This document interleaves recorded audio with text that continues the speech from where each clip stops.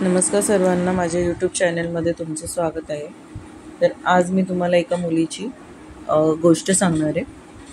एका सुंदर, खेळकर आणि निरागस मुलीची गोष्ट आहे, जी मुंबईतील एका मध्यमवर्गीय कुटुंबात जन्मली होती.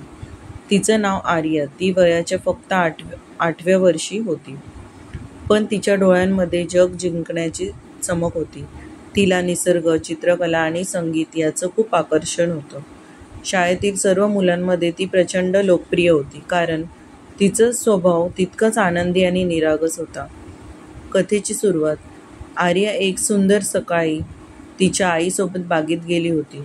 नेहमीप्रमाणे ती झाडावर चढून पक्ष्यांचं निरीक्षण करत होती, पण त्या दिवशी तिचा उत्साह कमी होता.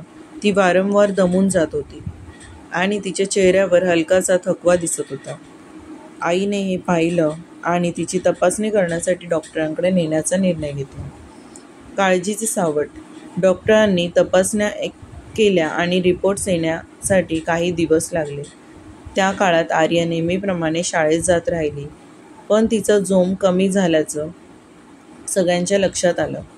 काही दिवसांनी रिपोर्ट आला आणि डॉक्टरांनी तिच्या आईवडिलांना सांगितलं की आर्याला ब्लड कॅन्सर म्हणजेच ल्युकेमिया आहे. कुटुंबावर कोसळलेलं संकट. हे ऐकून आर्याच्या आईवडिलांना मोठा धक्का बसला. त्या लहानशा मुलीचं आयुष्य अजून नीटच सुरूही झालं नव्हतं आणि तिच्या आयुष्याला इतकं मोठं संकट आलं.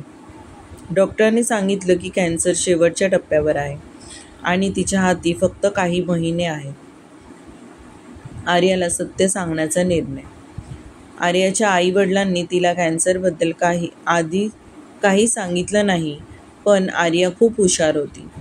वारंवारच्या हॉस्पिटल भेटीमुळे आणि आपल्या शरीरात होणाऱ्या बदलांमुळे तिला काहीतरी गंभीर आजार झाला आहे हे जाणवलं. एके दिवशी तिने आईला विचारलं, आई, मी ठीक होईन ना? आईच्या डोळ्यातून अश्रू आले, पण तिने धीर एकटवत तिला सांगितलं, आर्या, तुला एक मोठा आजार झालाय, पण आपण सगळे मिळून त्याला हरवण्याचा प्रयत्न करूया. आयुष्याचे अंतिम दिवस. आर्याने हे ऐकलं तेव्हा ती थोडीशी शांत झाली. तिला वाटलं की अजून थोडं जगता येईल, पण त्या दिवसापासून ती वेगळी झाली. तिच्या मनात अनेक प्रश्न होते आणि तिला उरलेल्या आयुष्याचा प्रत्येक क्षण खास बनवायचा होता. तिने तिच्या आईवडिलांकडे एक लिस्ट दिली, ज्यात तिच्या उरलेल्या स्वप्नांची यादी होती.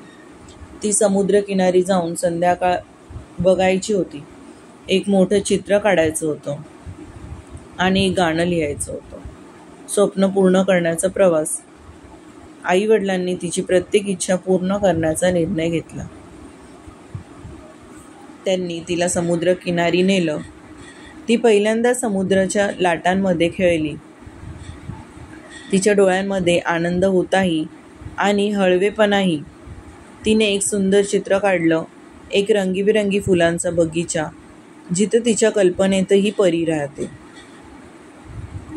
तिच्या शाळेतील मित्रांनी तिच्या गाण्यासाठी शब्द सुचवले आणि एका संगीत शिक्षकाने ते संगीतबद्ध केलं. त्याच दिवशी शाळेत तिला गाणं गाण्यासाठी मंचावर बोलावलं गेलं.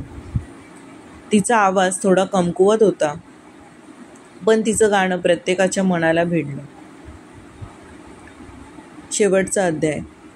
तिची तब्येत दिवसेंदिवस खालावत चालली होती, पण तिच्या चेहऱ्यावर हसू कधीच कमी झालं नाही.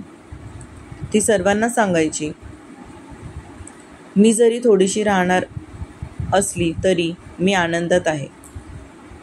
माझ्या मनात भीती नाही, कारण मी माझ्या आयुष्यात खूप काही अनुभवलंय. शेवटी एका संध्याकाळी जेव्हा ती तिच्या आईच्या मांडीवर झोपली होती, ती शांतपणे निघून गेली. तिच्या आईच्या डोळ्यातून आसवांचा पूर आला, पण तिला अभिमान होता की तिची मुलगी शेवटच्या क्षणापर्यंत आनंदी राहिली. कायमचं शिकवण देऊन गेलेलं आयुष्य.